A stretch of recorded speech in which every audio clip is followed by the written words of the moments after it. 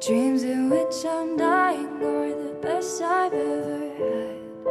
Find it hard to tell you, find it hard to take. When people run in circles, it's a very, very mad world. Mad world. I want you to think about D-Day, okay? The invasion on D-Day, and I want you to think about the skies, what that imagery looks like to you, okay?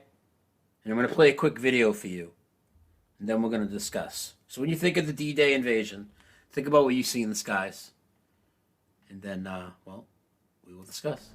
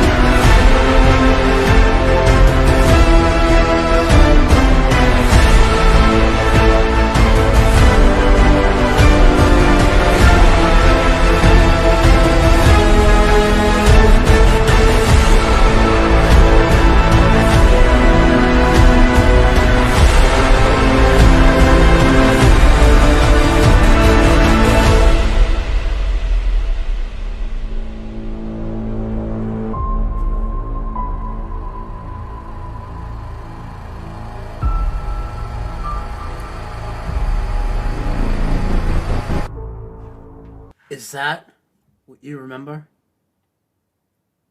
Now, I'm not saying there weren't any planes in the sky, but what did we just see there? We saw a few things. Number one is barrage balloons, which we're going to cover. But before we cover that, you saw in this video, which Tommy That Flat Fellow had put together, mentioned that, all these blimps and their programs worldwide, they were derailed after the Hindenburg disaster. And that's interesting, because that brings up another point. And one of these other German-related Mandela effects is the Hindenburg disaster.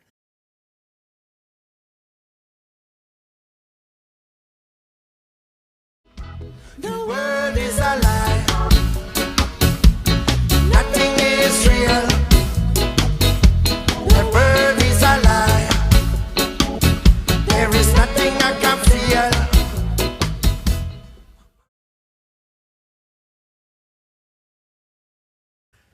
Those balloons that are tethered down, they're called barrage balloons. Those big blimps you saw with the wires, They're tethered down by these wires and supposedly attached to the ships that are coming across the ocean. And these balloons and blimps are going to stop like German aerial assaults. It's completely ridiculous. Then on top of that, there's a whole lot more to this story. So Goodyear actually made these blimps for the military. And there were Goodyear blimps that were being used off the coast of the United States, not the tethered down ones with the cables. But they were being used to hunt German submarines off the east coast of the United States. What? Okay. Now, again, what do you see every major sporting event like the Super Bowl? You see the Goodyear blimp, right? Isn't it odd that it was never mentioned that the Goodyear blimp was a frickin' war hero hunting down German submarines? You would think you would hear that all the time. Especially when, I don't know, the first sporting events after 9/11 again, and all these things that we've talked about before. Let's go into a little bit of the history of the Goodyear blimp and how they actually have these things called K-ships, where the Goodyear blimps were assault fucking blimps. And they were dropping explosives, they had guns on them, and everything.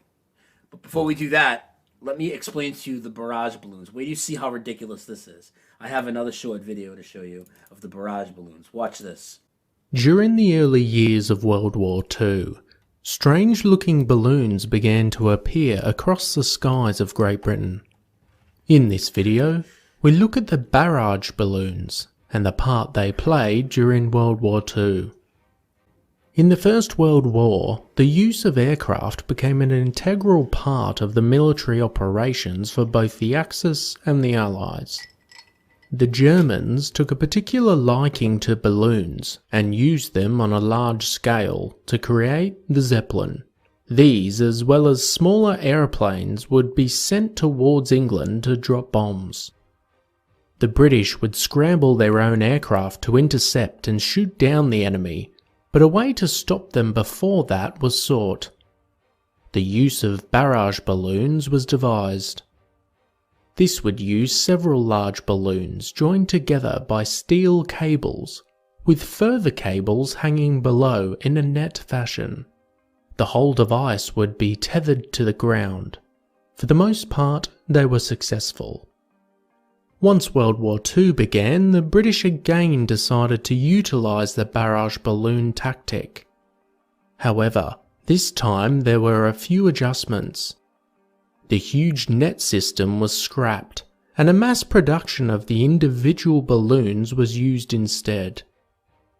The balloons were manufactured in a similar shape to a Zeppelin, which made them better suited to a regular balloon shape in high wind areas. Initially, the balloons were intended to protect against dive bombers. The simple use of steel cables attached to the bottom of the balloons once they were raised into the air.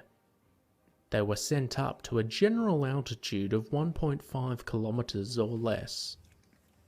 This meant that the German Stukas could not perform their maneuvers or risk striking the balloons or cables.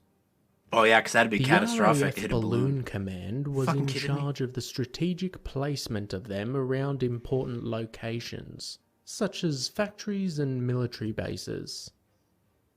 Given the Stukas now had to fly at higher altitudes and be particular about their targets, they became susceptible to anti-aircraft fire and attack from British fighter aircraft. To combat this, the dive bombers were replaced with larger high-altitude bombers, which flew at heights well out of the range of the barrage balloons. Nonetheless, they were still used and variants were produced. Look at this. One such variant caused the cable to break off at both ends with an explosive charge if a plane hit the cable.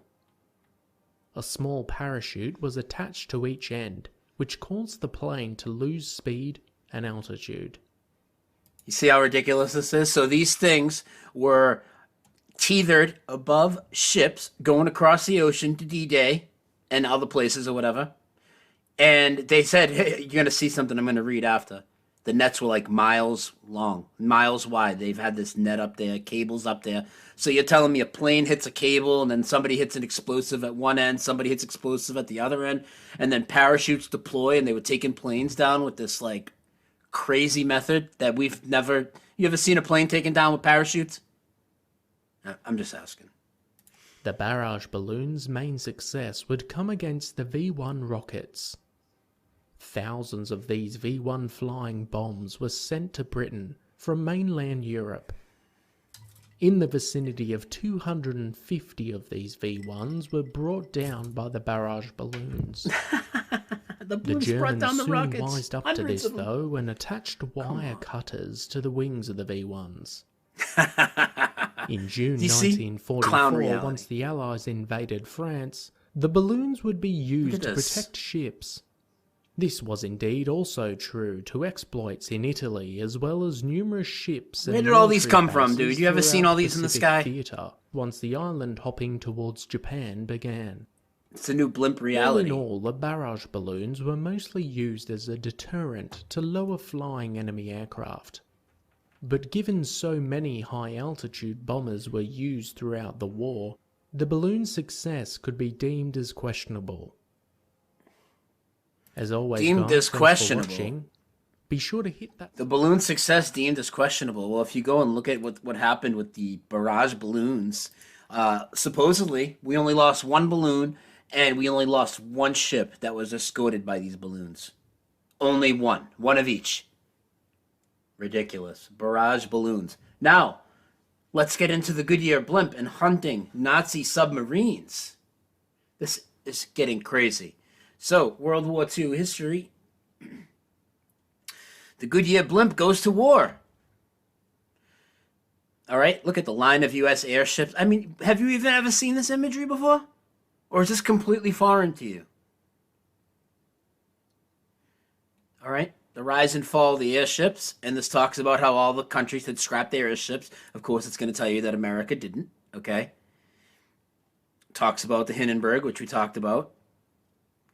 And this is interesting right here. Why only the U.S.? So a lot of people talk about how NASA has a monopoly on all the world's helium pretty much. Well, the U.S. had a monopoly on all the helium, at least in this reality and at least by what they're telling us here, long before NASA was a twinkle in anybody's eye. During the war, only the U.S. Navy maintained and operated airships in a combat role. Soviet Union had one, but it was for training and transporting. When the Japanese attacked Pearl Harbor, America had 6 blimps that were immediately used to spot submarines patrolling the east and the west coasts.